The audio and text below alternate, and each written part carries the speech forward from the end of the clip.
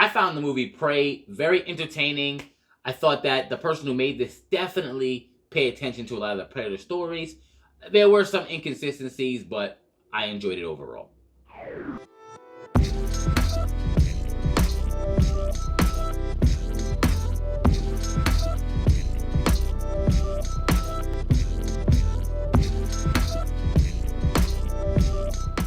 Hey, what's up, Nerd fam? This is your boy Gashan. I want to welcome you to Enter the Nerd. Today, we're talking about Prey, the movie on Hulu, about probably the newest installment to the Predator series. Now, I saw the trailer for this, obviously, before it came out, and immediately I was kind of on the fence because they have Predators who, even if not as high-tech, still have high-tech technology, stealth, all of that, and they're basing this in like the 1700s against natives, and that can't possibly end up in favor of anyone who's around that time, because even in the future, it didn't really end up in favor, and it usually something bullshit kind of had to happen.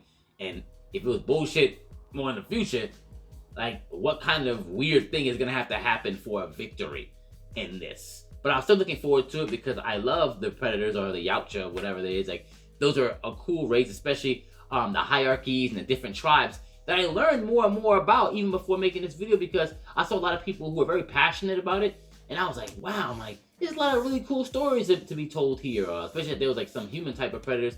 Yeah, and if that's where they're going in the future, I would love that. Talk more about the predators and like the different things off-world, and maybe them fighting other aliens that are not just xenomorphs, which would also be cool. But getting into the movie, I was very entertained.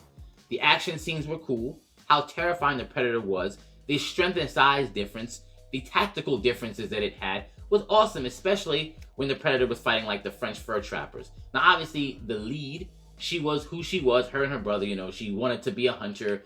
They're like, hey, you can't be a hunter, because I guess you're a girl, I guess, that they were trying to establish.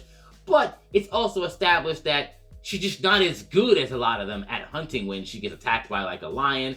And the brother has to apparently drag her all the way back to the village when she almost gets killed by said mountain lion. Like, I know you might have heard lion if you haven't watched it. Like, what Native Americans lion, but mountain lion, right? She gets dragged back, and they're pretty much like, hey, you're not good enough. You don't got the requisite skills to become that. And her time is like, I'm just trying to prove myself that I could be a hunter. I could be a war chief or whatever, like my brother is. And it's like, okay, I get it.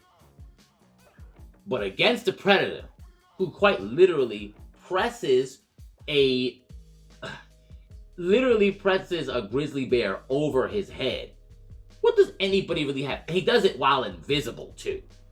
So it's like, what really does anyone have for somebody that could fight a bear with his hands, go invisible, has projectiles, can also blow you up with bombs?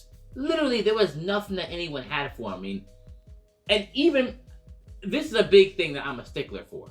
Because once again, the film, the atmosphere and all that, I thought was good. I didn't feel like I wasted my time after watching this movie.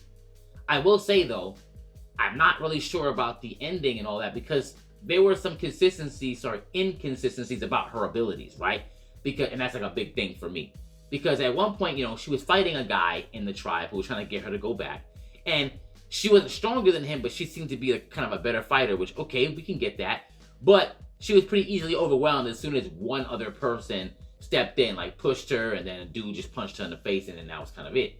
But then later on, she's able to fight all these, fur trappers that she takes out, more than 5 dudes at a time. And it's like, she didn't look like she possessed that type of ability before. And even if she did, that would not help her against the Predator, because we just saw what the Predator was able to do. And the fact that he was able to kind of grab by the throat and not just crush it right there, that there's so many things. Dude was jumping from tree to tree. Once again, invisible. Him being invisible is literally an L usually for everyone, including her war chief brother, who was better than her as a fighter. And as soon as he went invisible, even the brother knew, yo, it's a wrap for me. He looked at her like, yo, it's my time, I'm not going anywhere. And then get stabbed up, and that was it. I get it.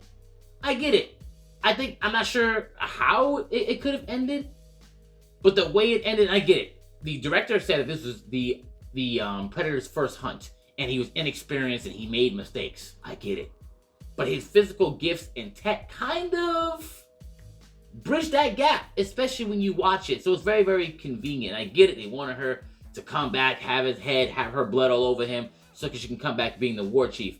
But within the confines of the story and everything they showed us, it kind of doesn't make any sense. And that's just me just keeping it consistent with that. I can enjoy the movie, want to see more movies that maybe take place in other time frames and maybe explore more of the lore, and still be able to point out something that I think doesn't really make much sense. Doesn't mean I hate it. Doesn't mean, this whole movie is ruined. It's just, that kind of takes me out of it when I know, like, look at what this guy was just able to do physically, tech-wise. And she was not up on that level.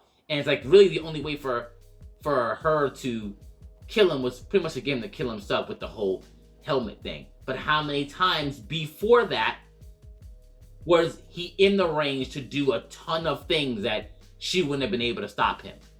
Even when she was like sitting on his head and doing all that, like, she's not faster than him, she's not quicker than him. Whatever. It is what it is.